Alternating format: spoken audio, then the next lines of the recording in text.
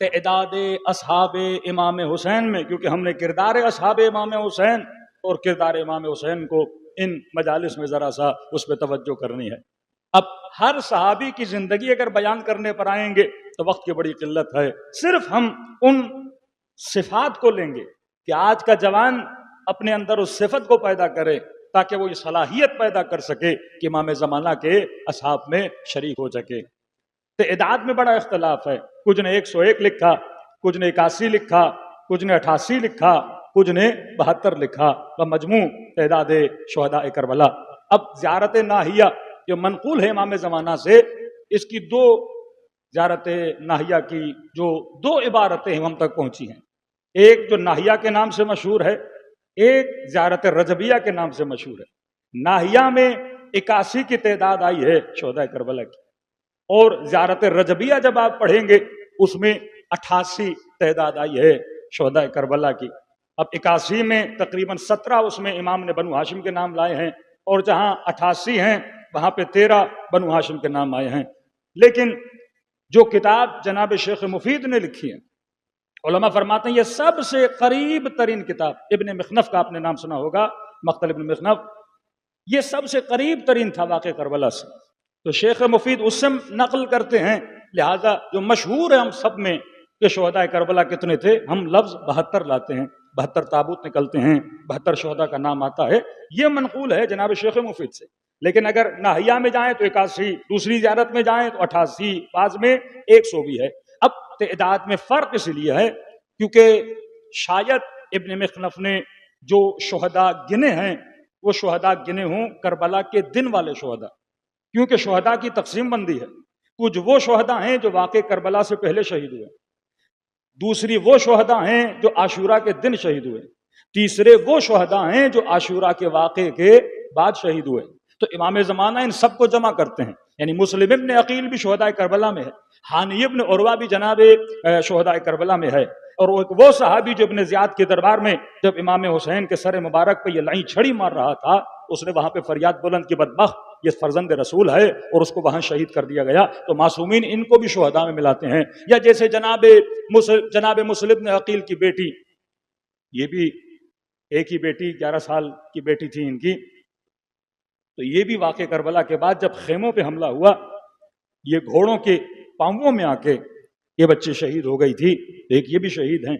کچھ ایسے بچے ہیں جو واقع کربلا کے بعد شہید ہوئے ہیں، وہ 2 بچے جو امام حسین کے سینے پر جب حملہ کر رہے تھے تو یہ 2 بچے چچا چچا کہہ کے امام کے سینے پر کر بیٹھے، یہ 2 بچے کچھ وہاں پہ شہید ہوئے تھے۔ تو شہداء کی تعداد میں جو اختلاف نظر آتا ہے اس بنیاد پر ہے، کچھ واقع کربلا سے پہلے ہیں، کچھ کربلا کے دن کے ہیں، کچھ واقع کربلا کے بعد ہیں، کچھ ایسے ہیں جو زخمی ہوئے ہیں اور دوران سفر جو ہیں وہ شہید ہو چکے ہیں۔ تو جب یہ گنے جاتے ہیں، کچھ نے سب کو گنا ہے، کچھ نے صرف واقع کربلا کے دن گنا ہے۔ صلوات پڑھے محمد و آل محمد۔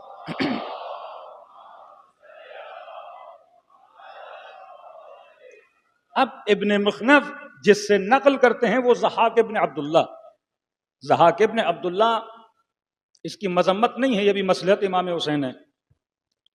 یہ امام حسین کا وہ صحابی ہے جس نے اپنی آنکھوں سے کربلا کے شہداء کو دیکھا، یا کربلا کے دن کون کون سا صحابی، کون کون سے بنو ہاشم موجود تھے، یہ خود وہاں پہ موجود تھا۔ اب سوال یہ پیدا ہوگا اگر موجود تھا یہ بچ کیسے گیا؟ تو اس نے امام حسین سے ایک شرط رکھی کہ مولا میں اس شرط پہ آپ کی مدد کروں گا، تب تک کربلا میں رہوں گا جب تک مجھے لگے گا کہ یہ جنگ کسی سمت میں، کسی رخ میں جیتنے کے قریب جا رہی ہے، لیکن اگر مجھے یہ لگا کہ سب ہار رہے ہیں تو میں جان بچا کے نکل جاؤں گا۔ تو امام حسین نے اسے اس شرط پہ سے رکھا کہ ٹھیک ہے، ہم اس پر بھی راضی ہیں کہ جب تک تجھے صحیح لگے ہمارا دفاع کر، اور جب تجھے لگے کہ سب کچھ ختم ہونے والا ہے تو خود امام نے اسے اجازت دی تم چلے جانا۔ تو یہ عاشورہ کے دن موجود تھا، اس نے کئی لوگوں کو واصل جہنم بھی کیا، لڑتا رہا اور زخمی بھی ہوا۔ جب اس نے دیکھا اب کار تمام ہونے والا ہے تو یہ کربلا سے نکل کے چلا گیا۔ اب میں نے سوچا کہ شاید امام حسین نے اس لیے اجازت دی ہو تاکہ ایک تو ہو اپنا جو واپس جانے کے بعد یہ ابن مخنف جب کتاب لکھیں گے کہ مقتل میں رد و بدل نہ آ جائے، کیونکہ اگر کوئی ایک بھی ہمارا اپنا راوی نہ ہوتا تو کربلا کی روایتوں میں کیا ہو جاتا؟ رد و بدل ہو جاتا، کیونکہ کئی ایسی اکثر روایتیں ہیں جو ہمیں لشکریان یزید سے ملتی ہیں، ہمارا اپنا کوئی راوی نہیں ہے، یہ واحد راوی ہے جو خود آپ کہہ سکتے ہیں کہ کربلا کا جان باز ہے، جو لڑا بھی ہے لیکن آخری وقت میں اذن امام سے میدان کربلا سے نکل گیا۔ تو اس نے نقل کیا ہے کہ کتنے شہید تھے؟ 72 شہید تھے۔ اب ایک شہید کا آج ذکر کرنا چاہتے ہیں، اور ایک صفت اس شہید کی جس نے اپنے نعروں میں، جس نے اپنے رجز میں، کیونکہ زندگی نامے میں ہم نہیں جائیں گے، لیکن شہداء نے جو نعرے مارے ہیں، جو رجز پڑے ہیں، ان کے رجز سے وہ الفاظ نکالیں گے کہ واقعاً دیکھیں کون سی صفت تھی جنہوں نے ان کو امام حسین کے ساتھ کھڑا رکھا۔ صلوات پڑھے محمد وآل محمد۔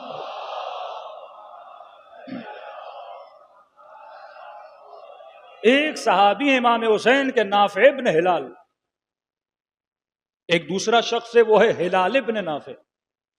ہلال ابن نافع یہ لشکر یزید کا سپاہی ہے، نافع ابن ہلال یہ امام حسین کا سپاہی ہے۔ وہ جو لشکر یزید کا سپاہی تھا، وہ جب امام حسین کا سر قلم ہو رہا تھا، یہ بدبخت اس وقت آیا تھا امام حسین کو سر کو کاٹنے کے لیے۔ کبھی کبھی ایک اختلاف پایا جاتا ہے نا کہ مولا حسین کا سر کس نے کاٹا، کوئی کہتا ہے شمر نے کاٹا، کوئی کہتا ہے کسی اور نے کاٹا۔ علماء فرماتے ہیں یہ اختلاف بھی اس لیے ہے کیونکہ لائن لگی ہوئی تھی کہ کون جائے گا حسین کا سر کاٹے گا۔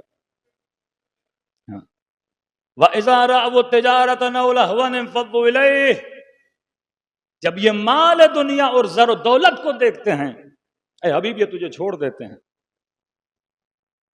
اب ان کے ذہنوں میں یہ تھا کہ جو یہ سر ابن زیاد کے پاس لے جائے گا اسے اتنی دولت ملے گی۔ وہ مومنہ کتنا کہتے رہے بدبخت یہ فرزندان رسول ہیں، ان کا گلا نہ کاٹو، لیکن طفلان مسلم کے گلے کاٹ کے کیوں لے گیا؟ تاکہ اسے کیا ملے؟ مال ملے۔ اور جب گلے کاٹ کے لے گیا تو ابن زیاد بھی کہہ اٹھا کہ تجھے رحم نہیں آیا، تو زندہ لے کر آتا میرے پاس۔ کہ نہیں، میں اس لالچ میں لے کر آیا کہ سر لاؤں گا تو مجھے مال ملے گا۔ یہ مال انسان کو بدبخت بنا دیتا ہے۔